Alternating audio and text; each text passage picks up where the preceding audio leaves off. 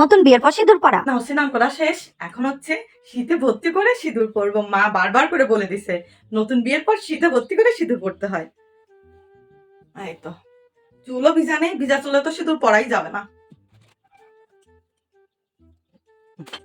সিঁদুরের কৌটা এই তো একদম শীতে ভর্তি করে সিঁদুর পরবো, তাহলে স্বামীর পরমায়ু বেড়ে যাবে। মা তো তাই বলিছে, একদম একটুও ফাঁকা রাখবো না। একটু না, একটু টেনে পড়ি, হ্যাঁ এইখান থেকে পড়ি। মা বলিছে একটু নতুন বিয়ের পর এই যে নাক থেকে টানতে হবে। এই তো ও টিপও তো পড়তে হবে,